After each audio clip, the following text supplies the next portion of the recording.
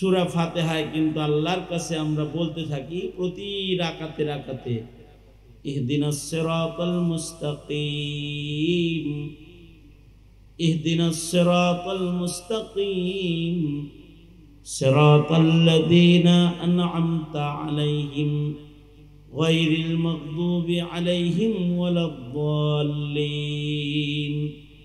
ইহুদ নাসারার নতুন নতুন আবিষ্কৃত কুফরি পথে আয় আল্লাহ আপনি আমাদেরকে চালায়েন না, আমাদেরকে আপনি পুরাতন যারা সিরাতে মুস্তাকিমে চলেছে এবং তারা তাদের আমল তাদের মেহনতের মাধ্যমে আপনার কাছ থেকে তারা পুরস্কৃত হয়েছে, ওই মুনআম আলাই যারা তাদের পথে হে আল্লাহ আপনি আমাদেরকে পরিচালিত করেন। এইটা আমরা কিন্তু প্রতি নামাজের রাকাতে রাকাতে বলি। কারণ আগের যুগের মানুষ যারা তারা জমানায় নবুয়তের কাছাকাছি, কারণ আল্লাহর কাছে পছন্দের সবচেয়ে পছন্দের মানুষ হলো নবীগণ। নবীরা আল্লাহ পাকের কাছে সবচেয়ে দামি।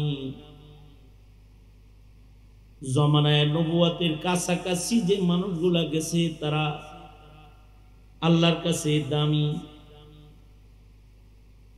একজন নবীর কত দাম! নবী যদি সবচেয়ে আদনা পয়গম্বর হয়, অর্থাৎ যে পয়গম্বরকে কেউ চিনে না, যে পয়গম্বরের নাম কেউ শুনে নাই, যে পয়গম্বরের মুজিজা সম্পর্কে কোরআন হাদিসে কোনো আলোচনা নেই, এমন কি যে পয়গম্বরের একজন উম্মত নাই, ওই পয়গম্বরেরও আল্লাহর কাছে এত দাম যে ওই রকম একজন পয়গম্বর যার একজন উম্মত নাই, একটা মুজিজা নাই, যার মুস্তাকিল আসমানি কিতাব নাই, কিন্তু নবীর লিস্টে খালি নামটা কোন রকম আছে, এমন একজন পয়গম্বর আল্লাহ পাকের এমন দামি মাহবুব সারা দুনিয়ার সব উম্মত এক জায়গায় করলেও একজন নবীর মূল্য দেওয়া সম্ভব হবে না। নবী তো নবী, নবী এত দামি। সব নবীর নাম আমরা জানি না, কোরআন হাদিসে তো সব পয়গম্বরের নাম নাই। লক্ষাধিক নবী রাসূল দুনিয়াতে আসছে, কিন্তু আমরা নাম কি আর 1 লাখের জানি? লক্ষাধিক পয়গম্বর তো আসছে, সবার নাম আমরা জানি না। মসজিদুল আকসার আশপাশেই হাজার হাজার পয়গম্বরের কবর আছে, সবার নাম আমরা জানি না। মসজিদুল আকসা 10,000 পয়গম্বরের কিবলা ছিল। 10,000 পয়গম্বর মসজিদুল আকসা এটাকে আল কুদুসকে কিবলা বানায় ইবাদত করছে। 10,000 নবীর নাম তো আমরা জানি না। অথবা আল্লাহর কোরআনে সব নবীর আলোচনাও নাই, আল্লাহর কোরআনে সব নবীর মুজিজা বর্ণিত নাই, নবীর হাদিসেও সব পয়গম্বরের আলোচনা নাই। কিন্তু পয়গম্বররা আল্লাহর কাছে পুরস্কৃত 1 নাম্বার কাফেলা, মুনআম আলাইদের 1 নাম্বার, তাদের দাম সবচেয়ে বেশি। দুনিয়ার সব উম্মত একত্রিত করলেও একজন নবীর সমান হবে না। জমানায় নবুয়তের ইতি ঘটেছে শ্রেষ্ঠ নবী আপনার আমার নবী মুহাম্মদুর রাসূলুল্লাহ সাল্লাল্লাহু আলাইহি ওয়াসাল্লামের আগমনের মাধ্যমে। আমাদের নবী আলাইহিস সালাম তিনি পয়গম্বরদের পুরস্কৃত কাফেলার শেষ। আমাদের নবীজির পরে কিয়ামত পর্যন্ত আর কোনো নবী নেই। আমাদের নবী শেষ নবী এবং শ্রেষ্ঠ নবী। বুঝে থাকলে বলেন, আমাদের নবীজির পরে কিয়ামত পর্যন্ত কেউ যদি নবী দাবি করে সে কি আসল নবী না বর্ণ নবী? সে কি মুসলমান, মুমিন না কাফের? জোরে আওয়াজ করে বলেন, সে কি মুমিন না কাফের? তার অনুসরণ যারা করবে তারাও কাফের। কারণ আমাদের নবীজি শেষ নবী, নবীদের কাফেলা আমাদের নবীজির মাধ্যমে ইতি ঘটছে। মা কানা মুহাম্মাদুন আবা আহাদিন মির রিজালিকুম ওয়ালাকিন রাসূলুল্লাহি ওয়া খাতামান নবিয়্যিন। আমাদের নবী আলাইহিস সালাম সম্পর্কে আল্লাহ তাআলা বলেন আমাদের নবীজি খাতামুন নবিয়্যিন, আর আল্লাহর রাসূল নিজেও বলেন আনা খাতামুন নবিয়্যিন। আল্লাহর রাসূল বলেন আমি নবীদের শেষ নবী, লা নবিয়্যা বাদি, আমার পরে আর কোন নবী নেই। নবী আলাইহিস সালাতু ওয়াস সালামের পরে কিয়ামত পর্যন্ত আর কোন নবী নেই। তবে নবীজির পরে যে যুগটা শুরু হয়েছে সেটা হলো জমানায়ে সিদ্দিকীন। জমিনে একটা সময় গেছে যেটা সিদ্দিকীনের জমানা। জমিনের মানুষগুলা সর্বোচ্চ, নবীদের পরেই তাদের মর্যাদা সর্বোচ্চ ছিল। ঘরে ঘরে সিদ্দিক ছিল, ঘরে ঘরে সিদ্দিক মুমিন ছিল। এমন একটা জমানা গেছে। সেই জমানাটা হলো খায়রুল কুরুন, যেটা সাহাবায়ে কেরামের যুগ, যেটা এই যুগটা সর্বশ্রেষ্ঠ যুগ। এই যুগের মানুষগুলো আল্লাহর কাছে খুব দামি। এরা নবীদের যুগের কাছাকাছি যুগের মানুষ। নবীদের পরপরই তাদের আগমন দুনিয়াতে। সাহাবায়ে কেরাম যারা নবীদেরকে দেখছে, নবী দেখছে, তাদের বলে সাহাবী। পূর্বের যুগের উম্মতরা সবাই নবী দেখছে। আমাদের নবীর উম্মতের ভেতরে সাহাবায়ে কেরাম যারা, তারা নবীজিকে দেখছে। নবীদের পরেই এই সাহাবায়ে কেরামের দাম। একজন সাহাবীর আবার কিরকম দাম? নবীর ভেতরে যেমন শ্রেষ্ঠ নবী এবং ছোট পয়গম্বর আছে যার নাম জানি না, সাহাবীদের ভিতরেও শ্রেষ্ঠ সাহাবী এবং আদনা সাহাবীও আছে যাদের নাম আমরা জানি না। নবীর সংখ্যা যেমন 1.25 লাখ, সাহাবীর সংখ্যাও 1.25 লাখ। আল্লাহু আকবার বলেন। নবীর সংখ্যাও 1.25 লাখ, সাহাবীর সংখ্যাও 1.25 লাখ। 1.25 লাখ সাহাবীর নাম, সবার নাম আমরা জানি না, কিন্তু নবীজির এই 1.25 লাখ সাহাবী সবাই আল্লাহর কাছে দামি মুমিন। তাদের মূল্য আল্লাহর কাছে অনেক বেশি। এ কারণে আল্লাহ তাআলা কিয়ামত পর্যন্ত যত কালেমাওয়ালা ঈমানদার আসবে তাদের সবাইকে সাহাবায়ে কেরামের মতন ঈমান আনতে, ঈমানের রং ধারণ করতে আল্লাহ তাআলা আদেশ করছে যে তোমরা সাহাবীদের মতো ঈমানদার হও। সাহাবায়ে কেরামের মতো ঈমানদার হওয়ার জন্য আল্লাহ তাআলা আদেশ করছেন।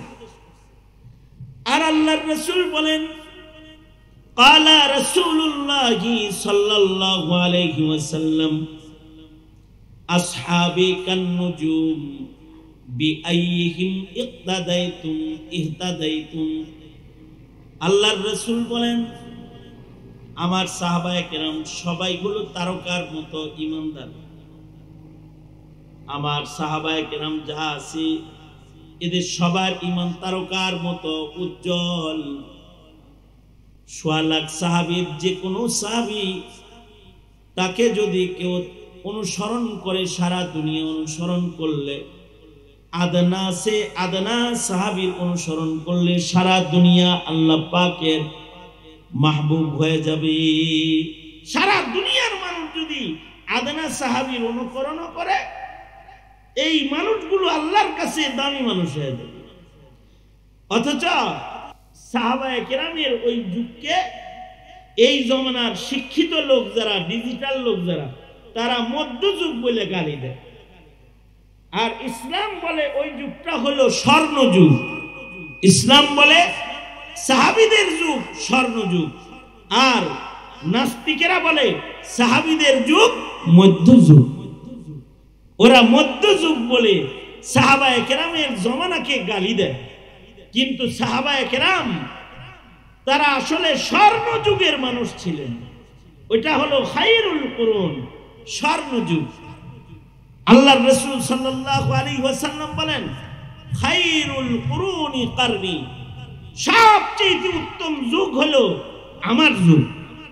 আল্লাহর রাসূল বলেন তুবা মান আমানা ওয়া রাআনি, ভাগ্যবান ওই লোকগুলো, দামি ওই মানুষগুলো যারা ঈমান আনছে এবং সরাসরি আমারে দেখছে, নবীজিকে দেখছে। আল্লাহর রাসূল সাল্লাল্লাহু আলাইহি ওয়াসাল্লাম কি ঈমানের সাথে যে সাহাবী এক সেকেন্ডের মুলাকাত আর সাক্ষাৎ পেয়েছে তার নাম সাহাবী। ঈমানের সাথে আল্লাহর রাসূলকে এক নজর দেখেছে এমন একজন সাহাবীর দাম অনেক, এমন একজন সাহাবীর উপরে আল্লাহ তাআলা রাজি, রাদিয়াল্লাহু আনহুম ওয়া রাযু আনহু। এই সাহাবীদের টোটাল 1.5 লক্ষ সাহাবী আল্লাহর উপরে রাজি, আর মহান আল্লাহ 1.5 লক্ষ সাহাবীর উপরে রাজি। সব সাহাবীদের উপরে আল্লাহ রাজি।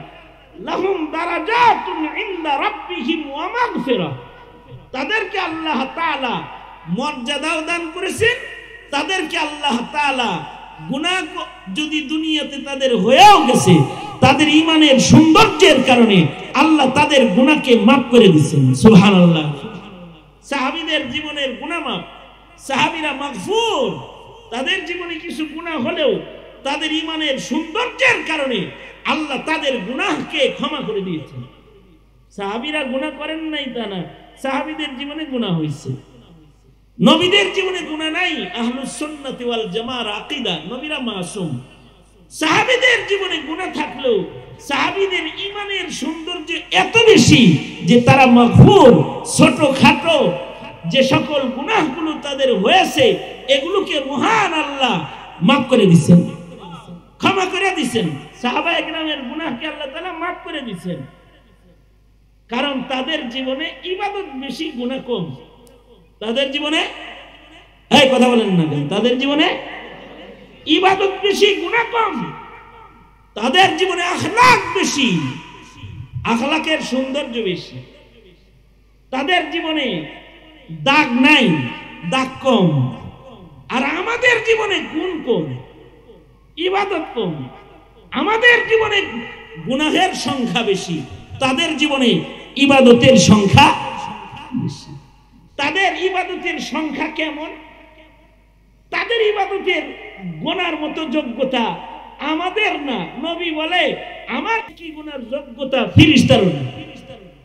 তাদের জীবনে নেকি এত বেশি, আর আমাদের জীবনে গুনাহ এত বেশি যে ফেরেশতার যোগ্যতা নেই, আমার গুনাহগুলো গুনবো।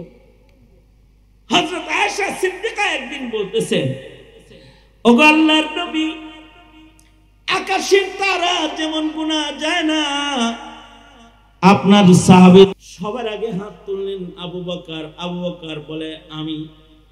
নবীজি বললেন কে আসো? আজকে ইয়াদাতুল মারিজ করেছো, অসুস্থ রোগীর ইয়াদাত করেছো। একটা রোগী দেখতে গেছিলা, অনেক বড় ইবাদত, 70,000 রহমতের ফেরেশতা ইয়াদাত করনেওয়ালার জন্য রহমতের দোয়া করে। আল্লাহর রাসূল বললেন তোমাদের মধ্যে কেউ কে আছো যে ইয়াদাতুল মারিজ করে? আবু বকর কয় আমি। আল্লাহর রাসূল বললেন কেউ কে আছো আজকে সাদকা করছো? আবু বকর বলে আমি আছি, সাদকা করছি। অর্থাৎ আল্লাহর নবী যা মুখ দিয়া উচ্চারণ করে এই কামটা আজকে কে করছো? আবু বকর কয় আমি করছি। তার মানে আবু বকরের নেকি এত বেশি যে হযরত আয়েশা সিদ্দিকার ইয়াকিন আল্লাহর রাসূল আমার আব্বার নাম বলবি। তো জিগাইলেন যার নেকি গুনাহ যাবে না তিনি কে? তো আল্লাহর রাসূল বললেন ওমর। আল্লাহর রাসূল বললেন ওমর, ওমরের নেকি গুনাহ যাবে না।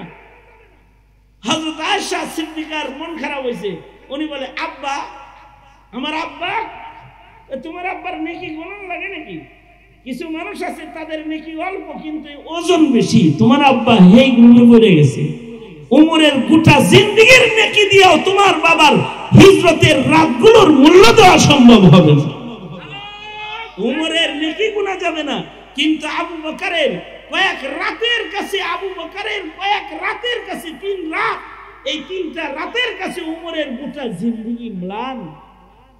এই কারণে হযরত উমর বারবার আবু বকরকে বলতেন, আবু বকর আপনার হিজরতের রাত 3টা আমারে দেন আর আমার জিন্দেগীর সব নেকিগুলো আপনি নেন, এটা বলতেন। মানুষ ভালো তো, নেকির ওজনও ভালো।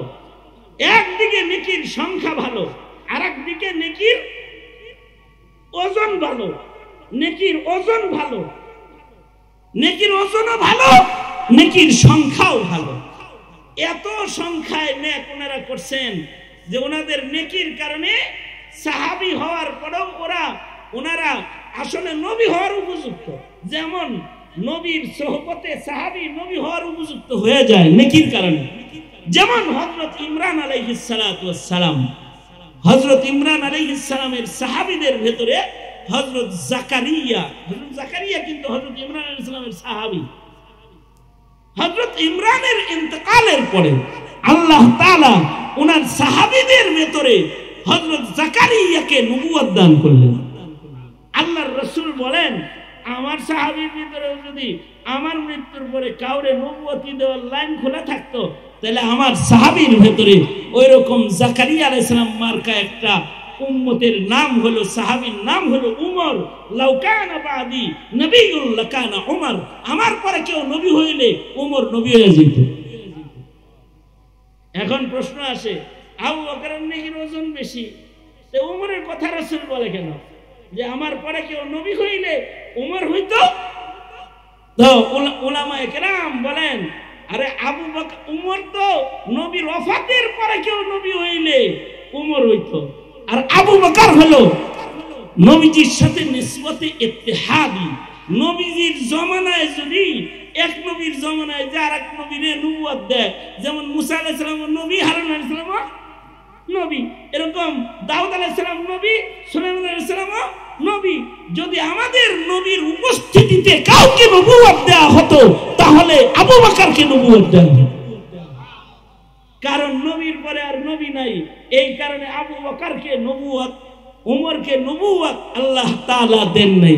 কারণ আমাদের নবী শেষ নবী। আমাদের নবী কি?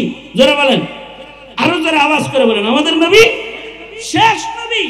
আমাদের নবীর পরে আর নবী নেই। কিন্তু নবীজির উপস্থিতি যদি কাউকে নবুয়ত দেওয়া হতো, তো আবু বকরকে দেওয়া হতো। কারণ আবু বকরের ভিতরে নিসবতে ইত্তেহাদি, আল্লাহর রাসূলের রঙের সাথে আবু বকরের রং হুবহু মিল।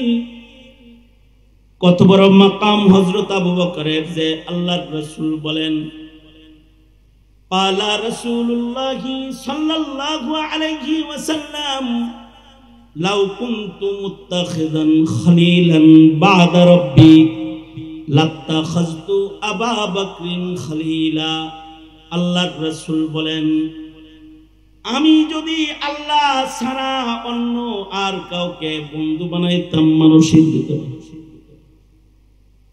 আমি যদি কাউকে বন্ধু বানাইতাম, হাবিবুল্লাহ আল্লাহ তাআলার বন্ধু, রব্বুল আলামিনের বন্ধু, রহমাতুল লিল আলামিন, আল্লাহর রাসূল রহমাতুল লিল আলামিন বলে, আমি যদি আল্লাহর পরে আর কাউকে বন্ধু হিসেবে মানুষের ভেতরে কাউকে চয়ন করতাম, গ্রহণ করতাম, লাউ কুনতু মুত্তাখিযান খলিলান বা'দা রাব্বি লাত্তাখাযতু আবা বকরিন খলিলা। আমি কাউকে বন্ধু বানাইলে আল্লাহ ছাড়া আবু বকরকে আমি বন্ধু বানায় ফেলতাম। কত বড় মাকাম! এ কারণে আবু বকর আবার বলে, আল্লাহর নবী, আপনার উম্মতের ভেতরে কেউ কি আছে যারে 8 জান্নাত ডাকবে? রাসূল বলেন, আছে।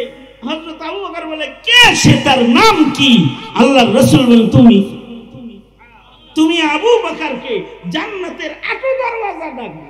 السابقون الأولون من المهاجرين والأنصار, মুহাজির এবং আনসারের ভেতরে ওই সাবেকিন সাহাবী যারা আগে আগে কালেমা পড়ে মুসলমান হয়েছিল, এদের মূল্য সাহাবীদের জামাতের ভেতরে সবচেয়ে বেশি। তবে জমানায়ে নবুয়তের একেবারে কাছাকাছি 1 সেকেন্ডের সোহবত যে সাহাবী পাইছে, এই সাহাবীর মূল্য শ্রেষ্ঠ তাবেঈর চাইতে বেশি। পৃথিবীতে এমন কিছু আবেদ তাবেঈ গেছে যাদের যোগ্যতার অভাব নেই, যেমন ইমামুনা, ইমামুদ দুনিয়া, ইমামে আজম আবু হানিফা রাহমাতুল্লাহি আলাইহি। জাহেল যারা তারা ইমামে আজম আবু হানিফাকে গালি দেয়। কিন্তু ইমামে আজম আবু হানিফা তিনি হলো দামি ইমাম, ইমামদের ভিতরে দামি ইমাম। তিনি রাআ আনাসান, তিনি সাহাবী দেখছেন। ইমামে আজম আবু হানিফা তোমাকে বাড়ির পাশের কোন সলিমুদ্দিন কলিমুদ্দিন না। ইমামে আজম আবু হানিফা হইলেন নবীর সাহাবী দেখনেওয়ালা খুশনসিব যে সকল মানুষ তাদের ভিতরে একজন। ইমামে আজম আবু হানিফা রাআ আনাসান, তিনি হযরত আনাসকে দেখেছেন। তার মানে ইমামে আজম আবু হানিফা তাবেঈ, সাহাবীর পরেই সবচেয়ে বেশি মূল্যবান মানুষ জমিনের উপরে তাবেঈ। সাহাবী দেখার কারণে ওনাদের ইবাদতের যোগ্যতা বেশি, আমলের যোগ্যতা বেশি, ইলমি যোগ্যতাও বেশি। সাহাবী দেখছে তো ইমানের পাওয়ার এত যে 2 রাকাত নামাজে টোটাল কোরআন শরীফ খতম করছে। সুবহানাল্লাহ। আগামী কালকে বললেন, এর আরো জোরে করে আওয়াজ করে বলেন, কয় রাকাত নামাজে? 40 বছর রাতে ঘুমান নাই, সারা রাত ইবাদত করছেন। কত বছর?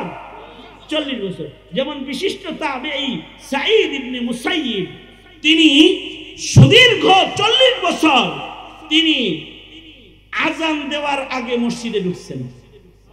40 বছর আজানের আগে মসজিদের ভিতরে ঢুকছেন সাঈদ ইবনে মুসাইয়িব।